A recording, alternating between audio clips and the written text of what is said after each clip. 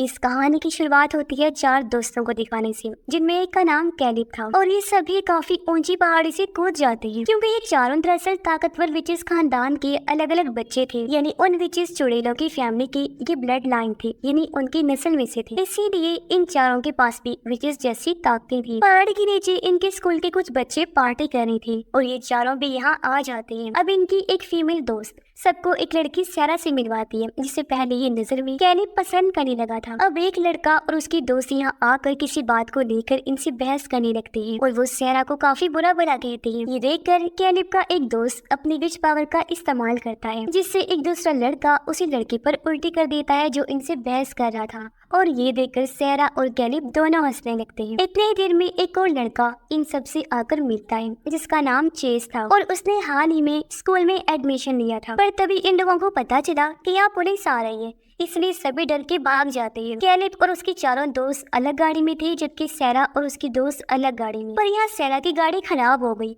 इसलिए वो कैलिब से मदद मांगती है। पर इनका एक दोस्त जो सबसे गुस्से वाला था और बार बार अपनी पावर्स को, ताकतों को इस्तेमाल करता रहता था, वो यहाँ भी करता है। इसकी मदद से उसने सैरा की गाड़ी को ठीक कर दिया था। इतने ही देर में पुलिस इन चारों दोस्तों की गाड़ी को देख लेती है, इसलिए वो तेजी से अपनी गाड़ी भगाने लगती है। कुछ दूर जाने पर वो गाड़ी खाई में गिरा लेती है, जो देखकर पुलिस की होश उड़ जाती है। लेकिन अगले ही पल वो पुलिस के पीछे दोबारा अपनी गाड़ी ले आए, फिर पुलिस की नजरों के सामने ही वहाँ से भाग जाती है। जाहिर है ये चीज भी उन्होंने अपनी ताकतों से की। अब सैरा और उसकी दोस्त हॉस्टल में आ जाती हैं, जबकि बाकी सब और कैलिब भी अपने अपने घर आ जाते हैं। कैलिब की मॉम उसके लिए काफी परेशान हो रही, क्योंकि सभी विचेस और उनके बच्चों को ताकतें 13 साल की उम्र में ही मिल जाती हैं। फिर 18 साल की उम्र में उनका असेंडेंट हो जाता है, यानी उनकी ताकतों का ग्रोथ, जिससे उनकी पावर्स और ज्यादा बढ़ जाती हैं। और जैसे जैसे विचेस अपनी ताकतों को इस्तेमाल करेंगी, वैसे उनकी उम्र कम होती जाएगी, यानी वो बूढ़े होने लगेंगे। छोटी ही उम्र में काफी बड़े लगेंगे। यही वजह है कि कैलिब की मॉम उसे लेकर परेशान थी, क्योंकि जब कैलिब के डैड की पावर्स ग्रो हुई थी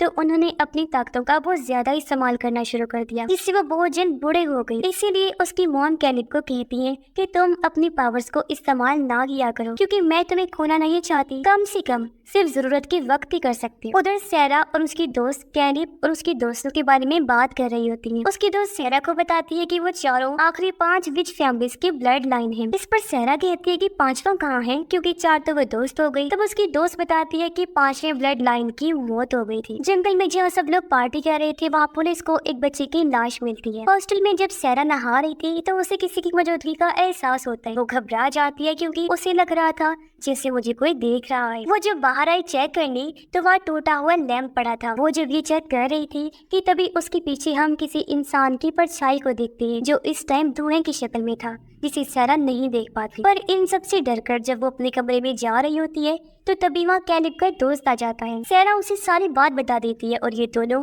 वॉशरूम को चेक करने जाते हैं, पर वहाँ अब कोई भी नहीं होता। अब जिस बच्चे की मौत हुई थी उसकी खबर अखबार में भी छपी हुई थी। कैलिब जब गाड़ी से जा रहा था तो इस बारे में कॉल पर अपने दोस्त से बात कर रहा होता है। उनका शक अपने उसी दोस्त पर गया, जिससे सबसे ज्यादा गुस्सा आता था। और तो और वो अपनी ताकतों को इस्तेमाल भी सबसे ज्यादा किया करता था। साथ ही उसे कैलिब से चिढ़ भी थी, क्योंकि पावर्स का ग्रोथ सबसे पहले कैलिब का ही होना था। वो बातें कर ही रहे थे कि तभी कैलिब की साथ वाली सीट पर उसी बच्चे का भूत आकर बैठ जाता है, जो अचानक ड्राउना सा बनकर उसे डरा देता है। इससे कैलिब का ध्यान भटक गया और उसकी गाड़ी एक ट्रक से जा टकराती है। एक काफी बुरा एक्सीडेंट हुआ, जिसमें गाड़ी के टुकड़े टुकड़े हो जाते हैं। खुद कैलिब भी बिखर गया, लेकिन तभी वो अपनी ताकतों से खुद को और गाड़ी को फिर से जोड़ देता है। इस बारे में वो अपने दोस्त को भी बताता है, तो वो लोग इस बात पर काफी परेशान हो जाते हैं कि आखिर इस बच्चे के भूत को उनके पास किसने भेजा होगा। अब कैलिब जब दवाइयाँ खरीद रहा था तो तभी यहाँ सैरा की दोस्त आकर उसे पार्टी में जाने का पूछती है। नया लड़का चेस तो राजी हो गया, लेकिन कैलिब ये कहकर मना कर देता है कि मुझे कुछ जरूरी काम है, मैं नहीं आ सकता। तब सैरा उसे कहती है कि आ जाओ तुम भी, काम करने में मैं तुम्हारी मदद कर दूंगी। इस पर कैलिब मान गया और वो सैरा को लेकर एक पुराने घर के पास आया। वो सैरा को गाड़ी में ही बिठाकर घर के अंदर जाता है, जहाँ प्रीस्ट रह रहा था। कैलिब प्रीस्ट को दवाइयाँ देता है और यहाँ हम कुर्सी पर एक इंसान के हाथों को भी देखते हैं जो काफी बुरे इंसान के हाथ लग रहे थे। कैलिब के वापस आने पर वो लोग उसी क्लब में जाते हैं जहाँ पार्टी हो रही और यहाँ उनके बाकी दोस्त भी इंजॉय कर रहे होते हैं। तभी सारा और कैलिब भी डांस करने लगी और खूब इंजॉय करती हैं। और उनकी उसी गुस्से वाली दोस्त की एक ग्रुप से लड़ाई हो जाती है। असल में कैलिब का वो दोस्त अपनी ताकतों की मदद से उनसे शर्त जीत गया था और वो ग्रुप उसे पैसे देने से इनकार कर रही थी। कैलिब यहाँ आकर उनकी लड़ाई खत्म करने की कोशिश करता है, लेकिन उसका वो दोस्त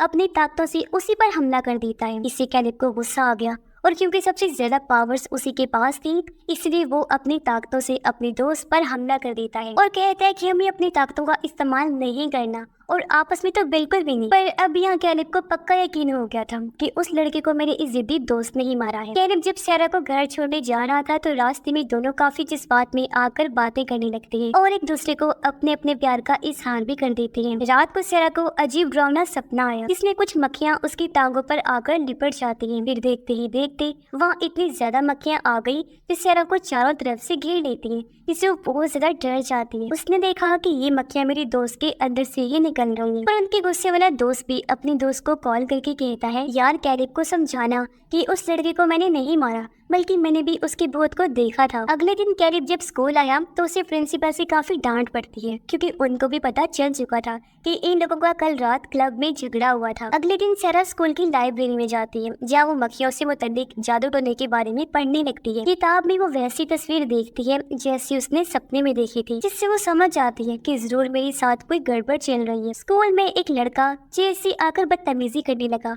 उसने चेस को पकड़ लिया था, लेकिन चेस बड़ी आसानी से खुद को छुड़वा कर उसे पकड़ लेता है, फिर उसे नीचे करके वहाँ से भगा देता है। ये चीज कैलिब ने भी देख ली थी, जिससे वो काफी हैरान होता है। इसी रात कैलिब जब सोने की कोशिश कर रहा था तो उस बच्चे का भूत फिर से आकर उसे डरा देता है। फिर अगले दिन उसकी मुलाकात फिर से चेस से हुई। ये स्कूल के स्विमिंग पूल में आकर यहाँ तैरने का मुकाबला करते हैं। कैलिब जीतने वाला था, लेकिन एन वक्त पर चेस कुछ ऐसा करता है जिससे उसकी आंखों का रंग भी बदल गया। ऐसा होते ही कैलिब पुल के नीचे किसी चीज से टकरा गया, जिससे वो बेहोश हो जाता है और इस तरह वो हार गया जबकि चेस जीत जाता है। कैलिब को जब होश आई तो वो अपने दोस्तों को समझाने की कोशिश करता है कि चेस ने मुझे जादू से हराया है क्योंकि मैंने उसकी आंखों का रंग बदलते हुए देखा था। पर उसके दोस्त कैलिब की बातों का यकीन नहीं करते क्योंकि उनका मानना था कि चेस के पास कोई पावर्स नहीं और वो कैलिब को हार मानने का कहते हैं। अगले दिन क्लास खत्म होने के बाद प्रिंसिपल भी चेस को अपने ऑफिस बुलाते हैं और उसी बच्चे की मौत के बारे में पूछते हैं। प्रिंसिपल का शक चेस पर था क्योंकि उस बच्चे की गाड़ी के पीछे से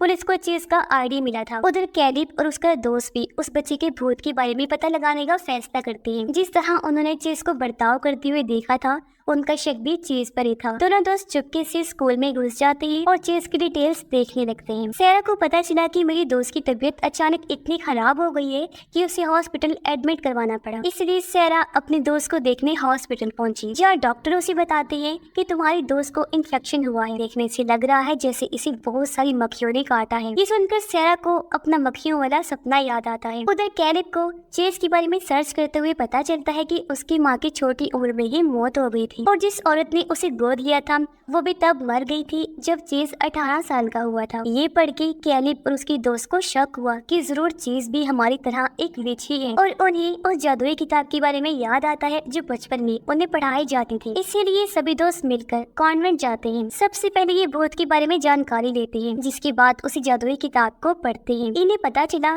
कि हाँ सच में चेस भी एक विच ही है और वो उसी 5वीं विच खानदान का ब्लड लाइन है जिसे वो लोग मरा हुआ समझ रहे थे। ये जानकर अब कैलिब अपने उसी गुस्से वाले दोस्त से पूछता है, अच्छा अब ये बात सच बताओ कि उस बच्चे को तुमने ही मारा था? इस पर कैलिब का दोस्त कहता है, यार मैं कसम खाता हूँ कि मैंने उसे नहीं मारा, उल्टा उसका भूत तो मुझे भी नजर आया था, मुझे आकर उसने परेशान किया था। ये सुनकर अब उन दोस्तों को यकीन हो गया था कि इसका मतलब है इस सब के पीछे उस चेस का हाथ है और अब तक इनके साथ जो कुछ भी उल्टा सीधा होता आ रहा था वो सब चेस का ही किया धरा था। सारा अपनी दोस्त की ऐसी हालत के बारे में कैलिब और उसके दोस्तों को बताती है। अब सारा की वो दोस्त कैलिब के एक दोस्त की बेस्ट फ्रेंड थी और अपनी दोस्त की ऐसी हालत के बारे में सुनकर उससे रहा नहीं गया और वो फौरन अपनी बाइक लेकर निकल जाता है। पर रास्ते में ही कैलिब की दोस्त का सामना हो जाता है चेस से, जो अपनी ताकतों से उसकी बाइक को तोड़कर चकनाचूर कर देता है। पता चलता है कि चेस सबसे ज्यादा पावरफुल है क्योंकि वो शुरू से ही अपनी ताकतों को कंट्रोल करता आया है। यहाँ कैलिब का दोस्त उससे कहता है कि मेरी दोस्त को कोई नुकसान नहीं पहुँचाना। इस पर चेस कहता है कि हाँ शायद ना पहुँचाऊं क्योंकि तुम्हारी दोस्त और सारा तो बस एक जरिया था तुम तीनों तक पहुँचने बचने का। अब चेज कैलिब का रूप लेकर सैरा के पास आया, लेकिन जब असली कैलिब आता है